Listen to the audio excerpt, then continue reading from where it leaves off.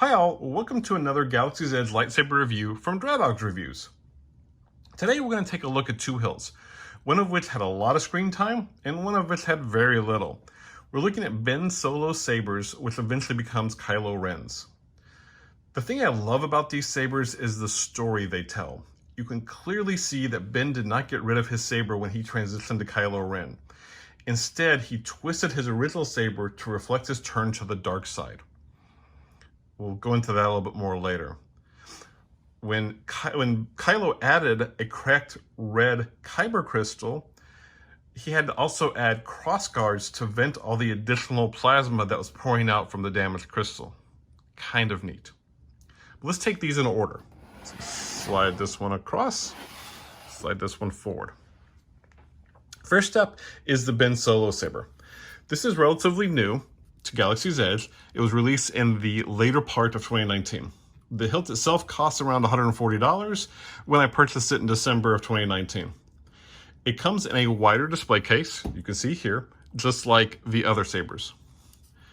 Ben's hilt is a bit of a mix, I'll be honest. In some ways, it's just a super long cylinder with some details here and there. At the same time, it has some great detailing. Starting with the pommel, we have these great windows where we can see some of the interior detail. The belt clip also breaks up the pommel a bit. What are we calling this? A T-clip? It's nice. It's kind of cool. The saber does come with a T-clip belt adapter. I'm going to call it a T-clip. You just slide it on and then slide it off. Fairly easy. The shaft itself is fine.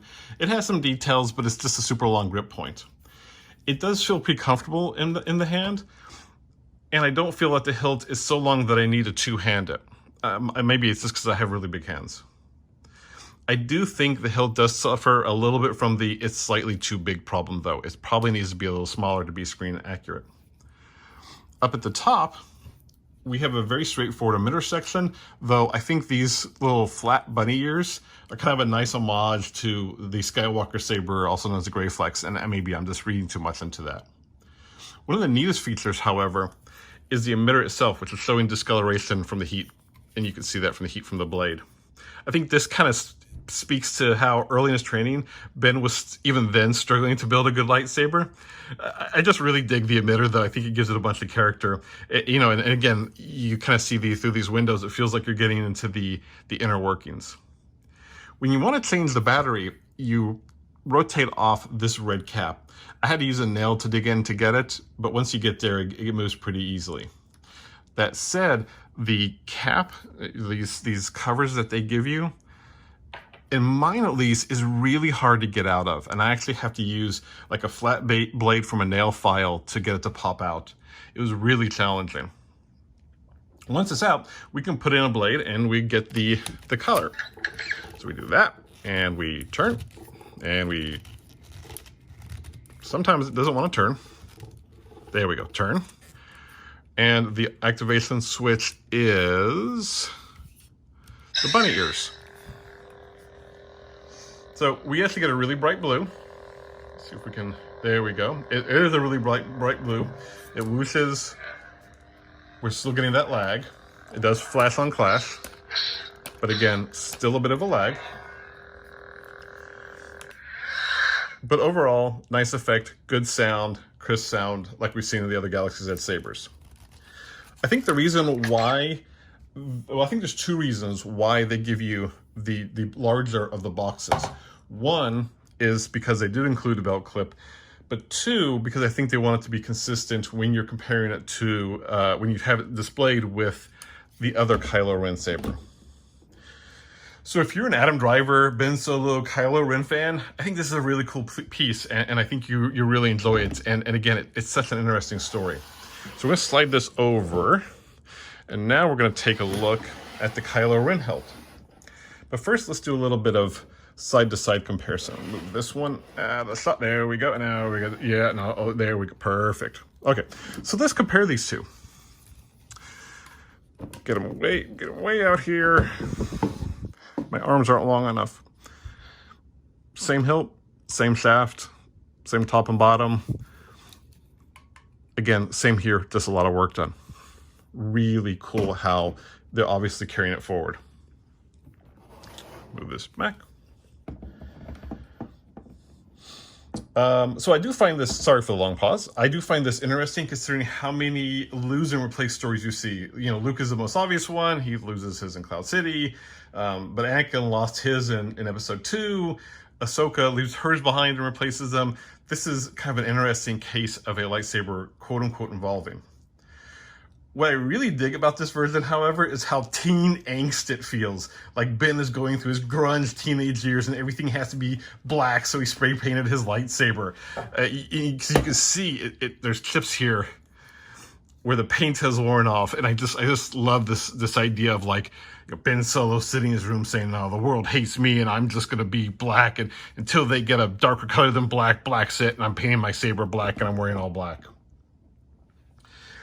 I can also see Kylo being like, "I'm going to go with a red kyber like Grandpa Vader," and finding a cracked kyber and finding it's just a little too much for his current saber. And he's like, "Oh yeah, the dark side is so powerful, my old saber can't contain it." Blah, ha, ha, and angst. But, you know, these are just the stories I tell myself in my head. So to make it work, he gets out a huge section here so he can run this wire on the, on the outside. Now, could he have run it on the inside? Oh, of course he could have, but he's too busy being moody and goth to do that, right? I mean, come on. The crossguard is cool. I've always liked the look. That said, I don't know why the main emitter doesn't have, this emitter here doesn't have the scorching here. It shows up on Ben's blade, but why not on this one? So that's a bit weird. Maybe he just recently painted this black. I don't. Maybe ran out of spray paint. I don't know. Anyway, all the details are there similar to Ben's. For some reason, and again, it may be just variances in manufacturing, the emitter cover is much easier to remove on this model. The crossguards also have covers, easy to pull out as well. The crossguard blades do come in the display case with the T-belt, the T-clip adapter, but you still have to buy a longer blade separately, which is a little weird. I mean, I get it, but at the same time, it's like, you actually cannot even turn on the sides unless the main one's in. So let's do that. Let's put in some blades. So we're gonna grab one of the side blades, and they are keyed just like the other blades, with a small key on top and the big key on the bottom.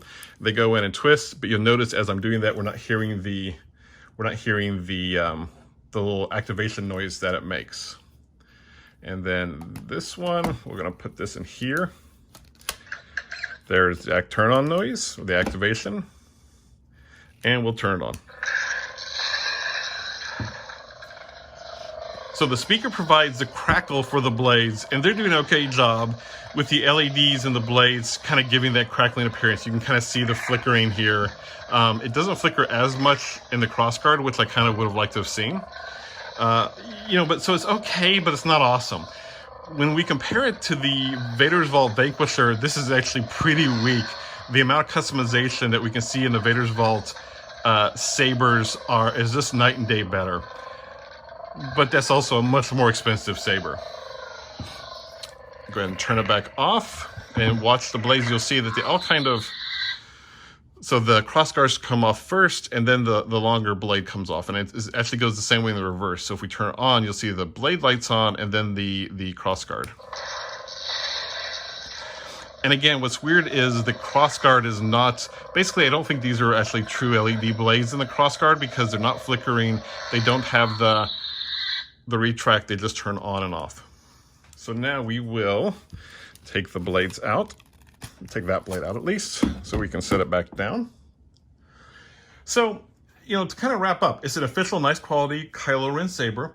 When paired with its kind of earlier version, its evolution, they make really great display pieces. And overall, I'm really happy with both of these. Again, I just love the story. I love this idea of, Ben deciding that he's going to go dark side, and he just doesn't decide to throw away his saber. He's like, no, this is my saber. I built it. So now I'm going to just make it more to reflect my angst and my pain. So we're going to pull these out while we're talking. So I'm happy with both of these. I really like them. I think they're great. They're great pieces. And I'm really overall pleased. Let me know your thoughts and comments down below.